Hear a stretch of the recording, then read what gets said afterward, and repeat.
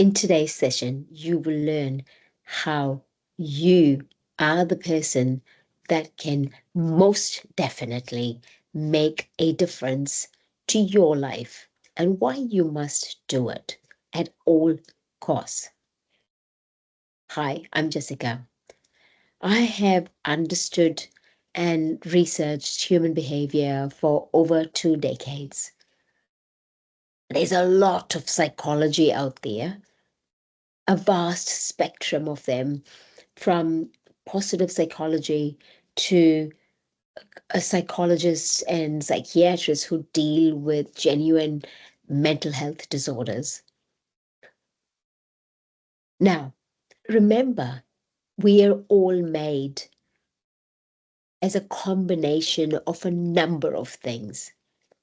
We are born biologically, we've got our genes that have some determination of who we are, what we do, our personalities, but also the environment which shapes us, molds us, makes us depressed, makes us want to strive, and brings out the best in us.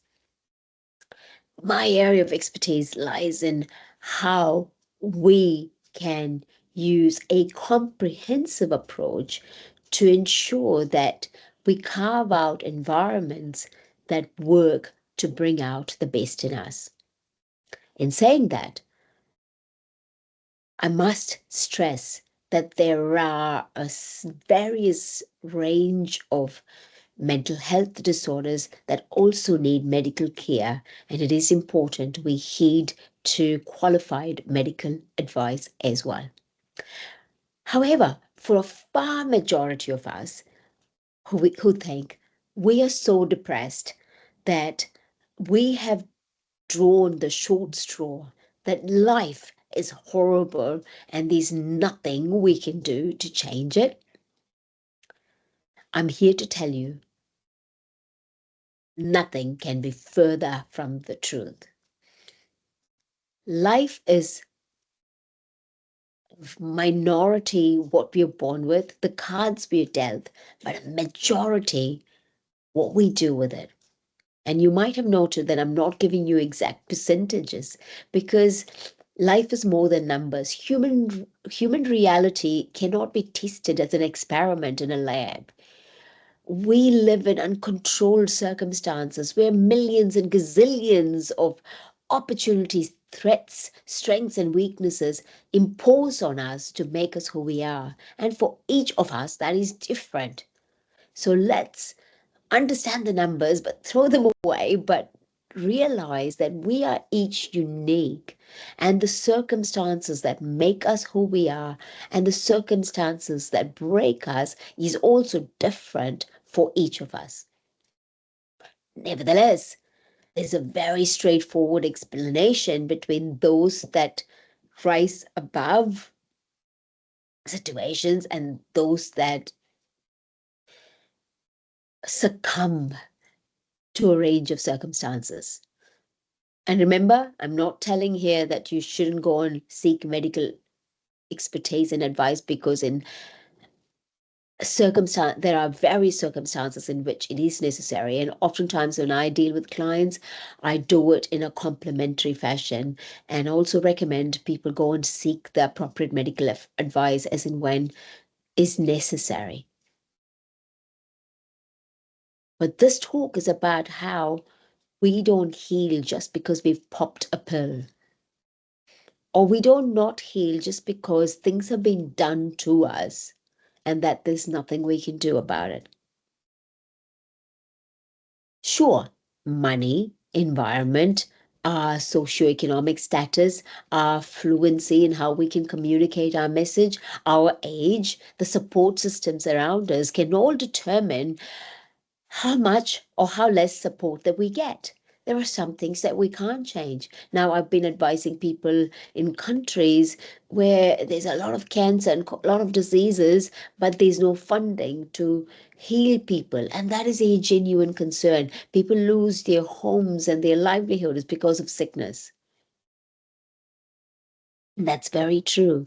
And options are oftentimes limited to people that I advise that have got the best advances in healthcare that they can access. Nevertheless, there are only two kinds of people as a broad spectrum.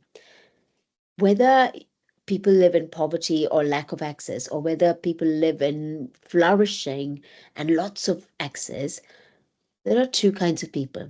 The first kind think, this is my circumstance. How can I best mold that environment? And what are the doors I can knock on to make my circumstance better? The second kind, whether rich or poor, and this is across the board, give in to those trauma that affects them and think this is it, or go into drugs and alcohol and all sorts of unhealthy habits. And now please bear in mind, this is not a judgmental comment. We've all done that. We've all fallen trap into some kind of vice that we think might heal us. There is no shame in admitting it. But what's important is that as long as there's breath in our body, how can we find a different path to shape a reality that makes us flourish? Human flourishing is all that is important. So whether I advise personal individuals or governments, I look at and advise them on how can we make humans flourish. In terms of government, some governments think that economic prosperity is totally different from human flourishing. What they're missing is that without human flourishing, there cannot be economic GDP prosperity. They all go hand in hand. And likewise, in our individual lives, whether you be living in the most poorest countries of the world or the poor places in a rich country, or whether we've got access to everything, write down and say, what can make me flourish? How does human flourishing look like to me? How can I succeed? For each of us, that's different. And there is no right or wrong. So write down what makes you succeed. What does flourishing mean to you? And remember, flourishing is much more than just money. It is important to recognize that a certain amount of money is necessary, because if all we're thinking about is, oh my goodness, how am I going to feed my kids? Yes, that is trauma. But for a far majority of people in the world, they've got enough and a little bit more, but they're still grieving and wallowing in misery, in grief and depression. Again, this is not a judgmental comment.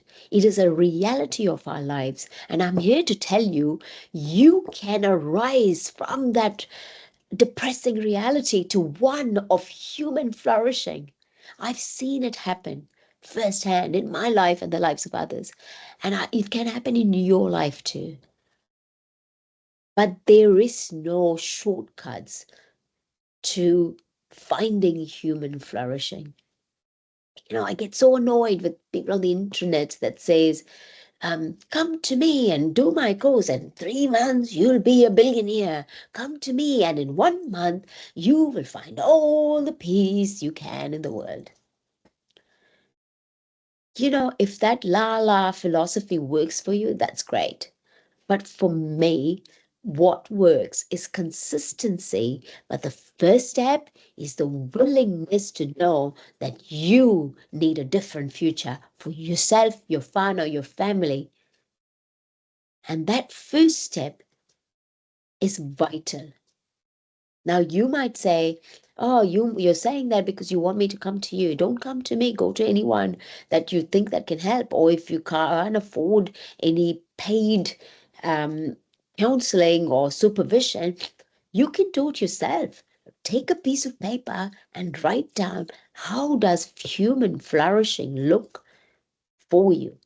The only reason that people can afford it, or people that understand the value of the right kind of advisory and support, is because you always need someone to keep yourself accountable. Without accountability, we might do things for a week and then forget it. You just want that nagging voice outside your brain, sometimes telling you, come on, how are you getting on? But it doesn't have to be paid. Take a mate and say, look, can we keep each other accountable as we find human flourishing in our lives? And another thing you can do is go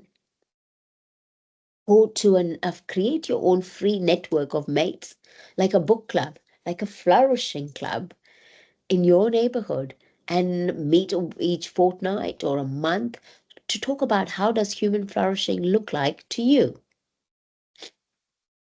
And that doesn't cost any money. So the first thing is you need to have a will to make a difference. The second thing is you must be consistent. So whether you are paying for expert advisory to keep you accountable, or whether you're doing it as part of your friends group, you need to be consistent. If you just go one week and say, nah, I can't go because it's raining, it's cold, life is too hard, then it's not going to work. Always keep yourself accountable and be consistent. If each meeting each week is hard, meet once a month, if that's all you guys can do. So we've talked about, firstly, having the will, secondly, being consistent, and thirdly, equipping yourself with the right kind of knowledge. Now, you just need to Google to see there are millions of people offering you billions of pieces of advice on positive psychology and how you can change your life. Now, I listen to a fair majority of a lot of them, but I tune into some psychologists and philosophers and even biologists, and that I listen to often. And that's okay, but always whoever you listen to, make sure they know what they're talking about. If they're just saying, again, follow me for $39.65 a month, you can change your life, that's fine. They have the right to have their own business, but see if is there evidence that backs them up that can have consistency. But even if that $39.65 a month is worth it, it won't be worth it for you if you didn't do the first step, which is you need to have a will. And then research um, things that have worked, and then things that will work for you. Now, if, for example, a psychologist says to you, keep a journal. Now, journaling is great. Journaling is absolutely great because it keeps you focused. It keeps you in a moment and helps you think about your moment and what you could possibly change. And that's good. But if journaling is not you, then it will never work for you. Maybe you're into drama or painting. Why don't you do a drawing about how you feel in a certain moment? Different things work for different people, and you need to look at what works for you and write it down. So we've looked at having a will, being consistent, and equipping yourself with the right kind of knowledge to enable you to change. And the fourth thing that you need to do is to take stock of where you're at. Now, so if you were starting today, look at, okay, be honest and say, this is where I'm at today. I feel depressed that I feel like I'm a loser in life because I haven't done rah-de rah-de rah. And then think about what human flourishing would look like to you. And then look at what the gap is. What could you do to balance that gap? Now, if you go to an expert or you read expert books, they would tell you that no one is a loser. We all have our unique experiences, goodness and areas where we perhaps have tripped and failed.